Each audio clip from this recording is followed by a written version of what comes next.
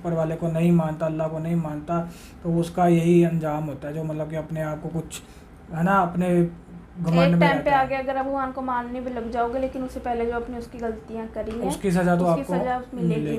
Hello guys, Hello welcome guys। Back to a channel. तो कैसे हैं आप लोग? उम्मीद करते हैं आप सब बढ़िया होंगे, हम भी एकदम बढ़िया। तो आज हम जिस वीडियो के ऊपर रिएक्शन देने वाले हैं उसका टाइटल है history and scientific research on the body of फिरौन इन Hindi Urdu. Real world channel का नाम है। सो फिरौन के बारे में सुना हुआ है बट बहुत डीपली नहीं पता। लीजा आपको पता कुछ इनके बारे में? नहीं। सो इसके बारे में हमें नाम सुना है बट डिटेल में कुछ नहीं पता, तो इस वीडियो में पता लगेगा। तो बने रहेगा वीडियो के एंड तक। चलिए ज़्यादा देर ना करते हुए शुरू करते हैं।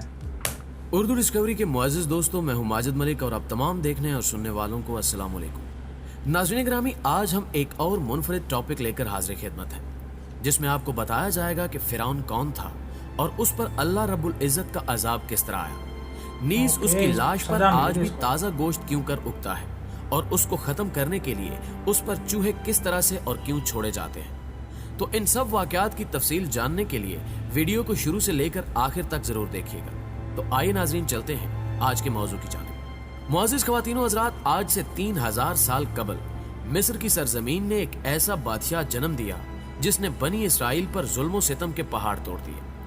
वो इन पर निहायत बेदर्दी से मेहनत और मुशक्कत के दुश्वार काम लाजिम करता, हत्ता के पत्थरों की चट्टानें काट कर ढोते ढोते बनी इसराइल वालों की कमरें और गर्दनें जख्मी हो गई। उसने गरीबों पर टैक्स मुकर्रर किए जो गरूब आफ्ताब से कबल बजबर वसूल किए जाते थे, और जो नादार किसी दिन टैक्स अदा न कर सकता उसके हाथ गर्दन के साथ मिलाकर बांध दिए जाते और महीना भर तक उसे मुसीबत में रखा जाता और तरह तरह की बेरहमाना सख्तियां की जाती। नाज़रीन ग्रामी, एक दिन फिरौन ने ख्वाब देखा कि बैतुल मक़दस की तरफ से एक आग आई जिसने मिस्र को घेर कर तमाम कुब्तियों को जला डाला, लेकिन बनी इसराइल को कोई जरर ना पहुंचा। फिरौन उठा और उसी लम्हे काहिनों को बुलाकर उसकी ताबीर पूछी। काहिनों ने उसके ख्वाब की ताबीर करते हुए उसे बताया कि बनी इसराइल में एक लड़का पैदा होगा जो तेरे हलाक और ज़वाले सल्तनत का बायस होगा। ये सुनकर फिरौन ने हुक्म दिया कि बनी इसराइल में जो भी लड़का पैदा हो उसे कत्ल कर दिया जाए। चुनांचे हुक्म की तामील की गई और दाइयां तफ्तीश के लिए मुकर्रर हुई। 12,000 या एक रिवायत के मुताबिक 70,000 लड़के कत्ल कर डाले गए और 90,000 हमल गिरा दिए गए, और ऊपर से मशीयत इलाही ये हुई कि उस कौम के बूढ़े जल्द जल्द मरने लगे। नाज़रीन ग्रामी, इस सूरत हाल को देखते हुए कौम कुब्द के सरदार घबरा कर फिरौन के पास आए और उससे शिकायत की कि बनी इसराइल में मौत की गर्म बाजारी है, इस पर उनके बच्चे भी कत्ल किए जाते हैं, तो हमें खिदमतगार कहां से मुयस्सर आएंगे। इस पर फिरौन ने हुक्म दिया कि 1 साल बच्चे कत्ल किए जाएं और 1 साल छोड़े जाएं। लिहाजा जो साल छोड़ने का था उसमें हजरत हारून अलैहिस्सलाम पैदा हुए और कत्ल के साल हजरत मूसा अलैहिस्सलाम की विलादत हुई। लेकिन हजरत मूसा अलैहिस्सलाम की वालदा ने कत्ल के खौफ से उनको एक संदूक में रखकर संदूक को मजबूती से बंद करके दरियाए नील में डाल दिया। नाज़रीन ग्रामी, अब ये वही दरिया था जिससे एक नहर निकलकर फिरौन के महल के नीचे बहती थी। लिहाजा ये संदूक दरियाए नील से बहते हुए नहर में चला गया। इत्तेफाक से फिरौन और उसकी बीवी आसिया दोनों महल में बैठे हुए नहर का नजारा कर रहे थे। जब उन दोनों ने संदूक को देखा तो खादिम को हुक्म दिया कि इस संदूक को निकाल कर महल में लाए। जब संदूक खोला गया तो उसमें से एक निहायत खूबसूरत बच्चा निकला, जिसके चेहरे पर हुस्न जमाल के साथ साथ अनवारे नबूवत की तजलियां चमक रही थी। फिरौन और आसिया दोनों उस बच्चे को देखकर दिलो जान से उस पर कुर्बान होने लगे, और आसिया ने फिरौन से कहा, जिसका तर्जमा कुरान में इस तरह है, ये बच्चा मेरी और तेरी आंखों की ठंडक है, इसे कत्ल ना करो, शायद ये हमें नफा दे या हम इसे बेटा बना लें। और वो बेखबर थे। नाज़रीन ग्रामी, चूंकि अभी हजरत मूसा अलैहिस्सलाम शीरखार बच्चे थे, इसलिए उनको दूध पिलाने वाली किसी औरत की तलाश हुई, मगर आप किसी औरत का दूध नहीं पीते थे। उधर हजरत मूसा अलैहिस्सलाम की वालदा बेहद परेशान थी कि खुदा जाने मेरा बच्चा कहां और किस हाल में होगा। परेशान होकर उन्होंने हजरत मूसा अलैहिस्सलाम की बहन मरियम को जुस्तजुए हाल के लिए फिरौन के महल में भेजा, और मरियम ने जब ये हाल देखा कि बच्चा किसी औरत का दूध नहीं पीता, तो उन्होंने फिरौन से कहा कि मैं एक औरत को लाती हूँ, शायद ये उसका दूध पीने लगे। चुनांचे मरियम हजरत मूसा अलैहिस्सलाम की वालदा को फिरौन के महल में लेकर गई اور انہوں نے جیسے ہی جوش محبت میں سینے سے چمٹا کر دودھ پلایا تو آپ علیہ السلام دودھ پینے لگے. اس طرح حضرت موسیٰ علیہ السلام کی والدہ کو ان کا بچھڑا ہوا لال مل گیا. اس واقعے کا تذکرہ قرآن مجید کی سورہ قصص میں بھی موجود ہے. خواتین و حضرات، قصہ مختصر. وقت اسی طرح گزرتا رہا، لیکن فرعون نے بنی اسرائیل پر اپنے ظلم و ستم کے کوڑے جاری رکھے، یہاں تک کہ حضرت موسیٰ علیہ السلام جوان ہو گئے اور اللہ نے انہیں نبوت سے سرفراز فرمایا. ایک دن حضرت موسیٰ علیہ السلام کو اللہ تعالیٰ نے حکم دیا وہ بچہ کہ اب جوان ہو وقت گیا. آ گیا ہے کہ حضرت تم موسیٰ بنی ان کے اسرائیل نبی کو تھے. مصر سے نکال کر باپ دادا کی زمینوں کی طرف لے جاؤ. چنانچہ اللہ تعالیٰ کے حکم کے مطابق حضرت موسیٰ علیہ السلام اور ان کے بھائی حضرت ہارون علیہ السلام ہزاروں بنی اسرائیل والوں کو لے کر راتوں رات مصر سے نکلے اور بحر احمر کے شمالی طرف خلیج سوئز کے شمال میں پہنچ گئے. فرعون کو جب یہ خبر ملی تو وہ اپنا بھاری لشکر لے کر ان کے پیچھے نکلا. اللہ تعالیٰ نے موسیٰ علیہ السلام کو حکم دیا، جس کا ترجمہ سورۃ الشعراء میں کچھ یوں ہے: ہم نے موسیٰ کے پاس وحی بھیجی کہ اپنی لاٹھی سمندر پر مارو.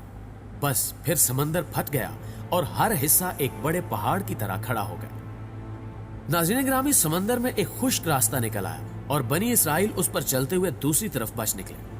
فرعون کا لشکر بھی یہ دیکھ کر ان کے پیچھے پیچھے چلنے لگا، مگر جیسے ہی تمام لشکر دریا کے درمیان میں پہنچا، دریا کا پانی آپس میں مل گیا اور تمام لشکر غرق ہو گیا سوائے فرعون کی لاش کے. جب فرعون غرق ہونے لگا تو ملائکہ عذاب لیے سامنے نظر آنے لگے تو کہنے لگا کہ میں اسی ایک وحدہ لا شریک پر ایمان لاتا ہوں، مگر اللہ کی طرف سے جواب دیا گیا: اب ایمان لاتا ہے، حالانکہ تو پہلے نافرمانی کرتا رہا اور مفسد بنا رہا، تو آج ہم تیرے بدن کو دریا سے نکال لیں گے تاکہ تو پچھلوں کے لیے عبرت ہو، اور بہت سے لوگ ہماری نشانیوں سے بے خبر ہیں. ناظرین گرامی، قرآن نے کہہ دیا کہ فرعون کی لاش عبرت کا نشان بن کر رہ جائے گی. قرآن کی تعلیم صحیح ثابت ہوئی. فرعون کی یہ لاش 1881 کو بحر احمر سے ملی اور آج مصر کے عجائب خانے میں محفوظ ہے. فرعون نے خدا ہونے کا دعویٰ کیا اور اللہ تعالیٰ نے اسے غرق کر کے اس کی لاش کو نشان عبرت بنا دیا. فرعون کی لاش کی لمبائی 20 سینٹی میٹر ہے، لیکن حیرت انگیز طور پر فرعون کی لاش جو 1235 قبل از مسیح میں سمندر میں ڈوب گئی تھی، آج 3116 سال سمندر میں پڑے رہنے کے باوجود بغیر گلے سڑے محفوظ ہے. یہ واقعہ اس بات کا ثبوت ہے کہ قرآن مجید ایک الہامی کتاب ہے. ناظرین گرامی، عجائب گھر میں باقی بادشاہوں کی حنوط کی ہوئی ممیاں موجود ہیں، مگر غور طلب بات یہ ہے کہ فرعون کی ممی نہیں ہے. فرعون واحد قدیمی شخص ہے جس کی لاش ممی نہیں ہے. اس کے علاوہ فرعون وہ واحد انسان ہے جس کی لاش پر روزانہ تازہ گوشت اگتا ہے. یہ گوشت تر و تازہ رہنے کے ساتھ ساتھ بڑھتا رہتا ہے، جبکہ ایک رپورٹ کے مطابق ہر سال 15 مارچ کو میوزیم میں رکھی فرعون کی لاش پر چوہے چھوڑے جاتے ہیں جو اس کا فالتو گوشت نوچ کر کھا جاتے ہیں. اس کے بعد دوبارہ لاش کی ڈریسنگ کی جاتی ہے اور اسے شیشے میں رکھ دیا جاتا ہے.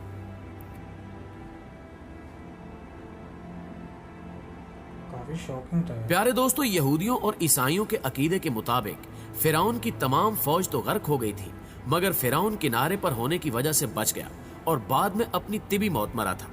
1898 میں مصر میں پرانے مقبرے دریافت ہوئے جن میں فرعون سمیت دیگر بادشاہوں کی حنوط شدہ لاشیں دریافت ہوئیں.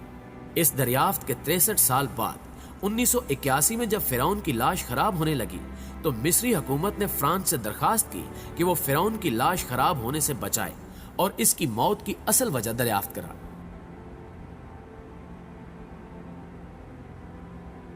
فرعون کی لاش مصر سے فرانس لائی گئی اور ماہر ڈاکٹروں نے، جس کے سربراہ مورس بقائل تھے، مختلف ٹیسٹ کیے. پتہ یہ چلا کہ فرعون کی لاش پر سمندری نمک کے ذرات تھے، جو اس بات کا بالکل واضح ثبوت ہے کہ اس کی موت سمندر میں ہوئی. جب ڈاکٹر مورس بقائل کو بتایا گیا کہ مسلمانوں کی مقدس کتاب میں یہ لکھا ہوا ہے کہ فرعون کو غرق کر کے اس کی لاش کو عبرت کے لیے محفوظ کر دیا گیا تھا، تو یہ سن کر ڈاکٹر بہت حیران ہوئے اور حقیقت جاننے کے لیے مسلمان سائنسدانوں سے رجوع کیا. انہیں سورہ یونس کی آیت 90 تا 92 پڑھ کر سنائی گئی. ان آیات کو سن کر انہیں بہت حیرت ہوئی کہ قرآن کا نزول فرعون کی موت سے 2000 سال بعد ہوا اور کوئی فرعون کی لاش کے متعلق نہیں جانتا تھا، لیکن قرآن کی پیشگوئی سچ ثابت ہوئی. یہ بات سن کر چند غیر مسلم سائنسدانوں نے اسلام بھی قبول کیا، اور مورس بقائل بھی انہی میں شامل تھے۔ بعد ازاں ان کی تحریر کردہ کتاب بائبل، قرآن اور سائنس نے دنیا میں دھوم مچا دی۔ پیارے دوستو، آپ کا اس بارے میں کیا خیال ہے؟ یہ سب جاننے کے بعد شاعر کا یہ شعر کہنا درست ہوگا کہ جگہ جی لگانے کی دنیا نہیں ہے، یہ عبرت کی جا ہے، تماشا نہیں ہے۔ جہاں تک مجھے لگتا ہے وہ ابھی بھی مصر میں اس کی باڈی ہے نا، کیونکہ وہ لوگ میوزیم ہے وہاں پہ لوگ دیکھنے جاتے ہیں، ابھی بھی اس کی باڈی ہے اور ہر سال اس کی مطلب کہ وہ پٹیاں چینج کرتے ہیں، وہ ماس کو کھانے کے لیے چوہے وغیرہ پھر اس کو دوبارہ پٹیاں کرتے ہیں۔ تو کافی حیرانی والا مطلب کہ ہے، تو جو بندہ دیکھے گا یار شوق ہی رہ جائے گا کہ اتنی پرانی باڈی اور ہے نا، ویسے کیوں نیا ماس آ رہا ہے، تو کافی سوچنے والی بات ہے۔ کیا پتہ ان کی سمندر میں جیسے ان کی ڈیتھ ہوئی ان کا پانی ایسے نمک ہوتا ہے، کیا پتہ کوئی سائنس تبھی تو وہ سائنٹیفک ریسرچ کچھ ایسا بھی، اور اوپر والے کا کرشمہ بھی کہہ سکتے ہیں آپ اس کو، ہسٹری اینڈ سائنٹیفک ریسرچ ہے، تبھی انہوں نے نام ٹائٹل دیا اس کو۔